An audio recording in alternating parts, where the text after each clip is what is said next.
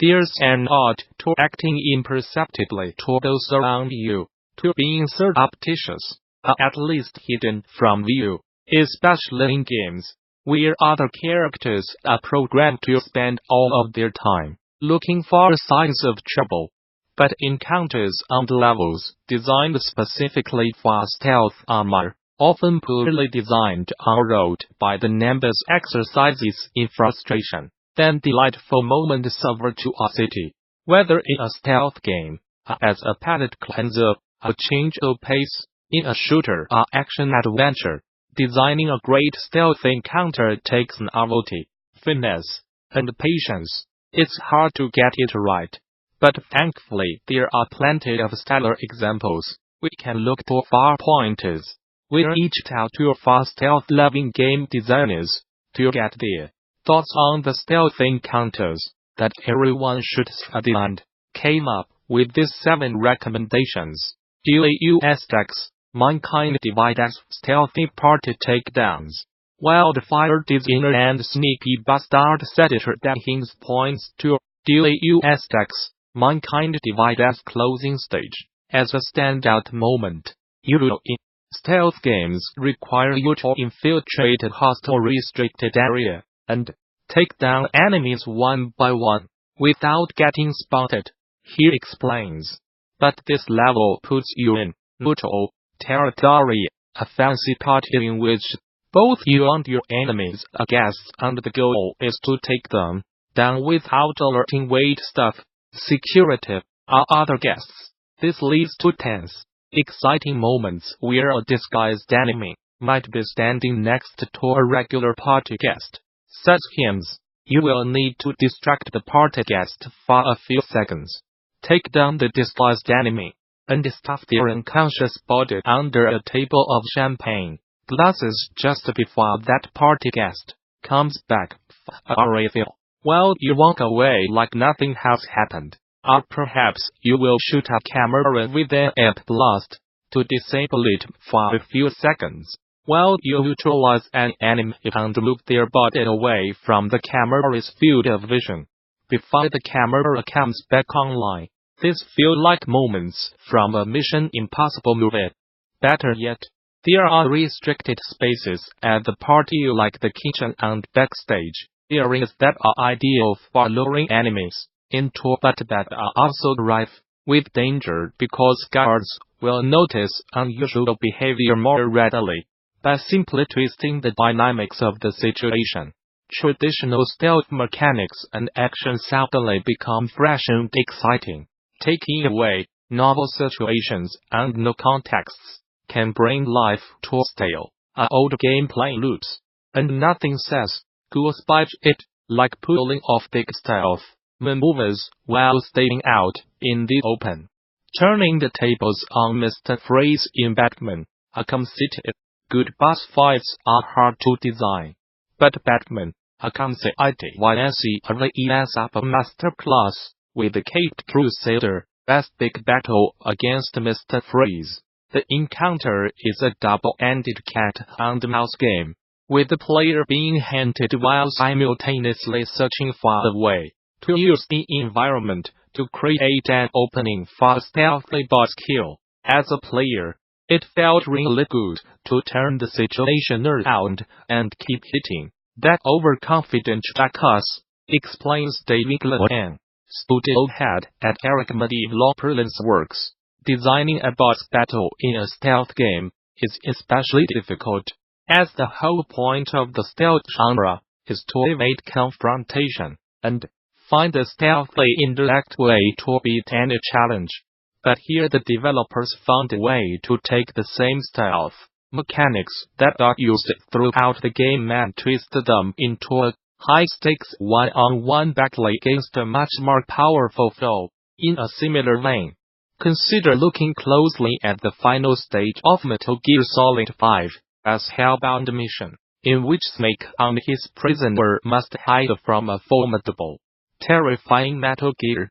Taking away the best stealth-based boss fights are about turning the tables on a more powerful foe, and they are about embracing the same mechanics that are central to the rest of the game. but with a twist. Braving the White Death in Commandos 2.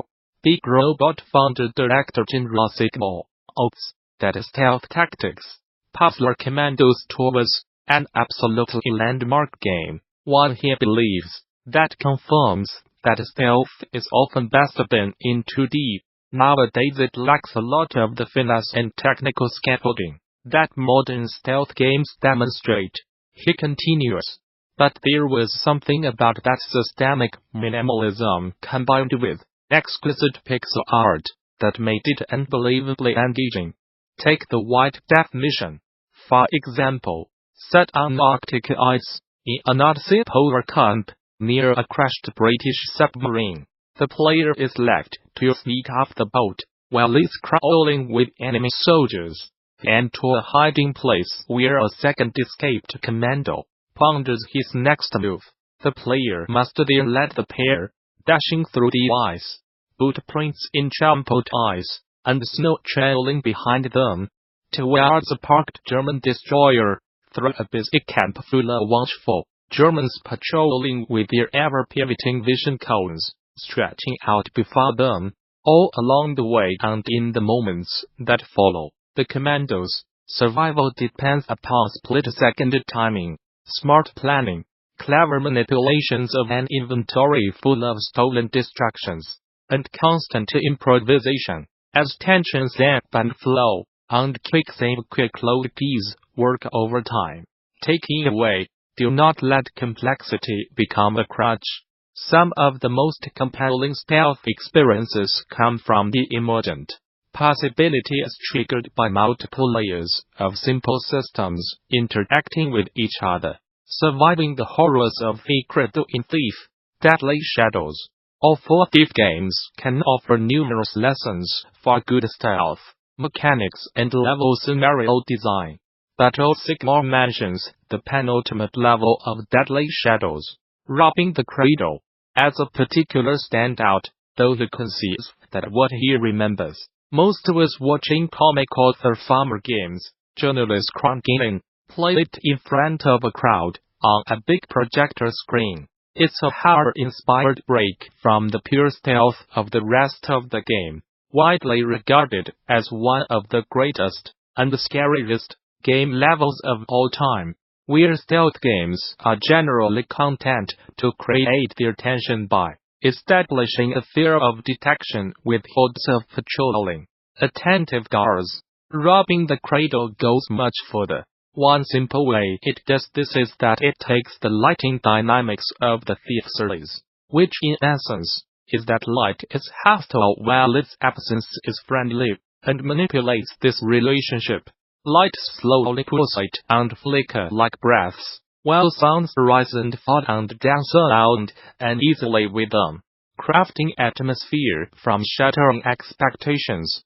Clever level design enhances the tension, forcing players to discover the building's dark past for themselves, and gradually it becomes clear that this is not just a level about stealthily avoiding enemies, which are notably absent from much of the level. The building itself as an adversary, one that's hell-bent on keeping the player in its grasp. It's a truly horrible level, says Rossignol, and I think it's one of those bits of design that gets almost everything right.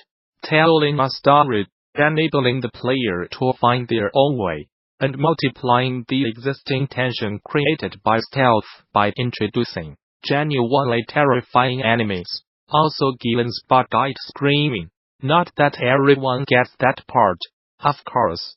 Taking away, great stealth games set clear rules and establish player expectations, then toy with them and gleefully manipulate the same expectations to reinforce and amplify tension, which is the essence of a good stealth encounter. Also, do not be afraid to put storytelling right into the heart of a stealth encounter's design. Braving the financial district in The Last of Us. Stealth games are stealth missions in games used to play like they were almost anti-action games, where direct confrontations were to be avoided at all costs. But that headline kind of stealth has in recent years given way to a closer blending of styles like in The Last of Us, where being discovered simply necessitates a change in approach. This is well exemplified by an encounter that occurs right after escaping a hotel in a financial district. It's a relatively small area, but an incredibly fun compact sandbox that stands with opportunities, says Morten Hedegren, game and level designer at Eka Studio Ultra. Right from the start, there is a two-story coffee shop, a barricade, and a large tree all inside.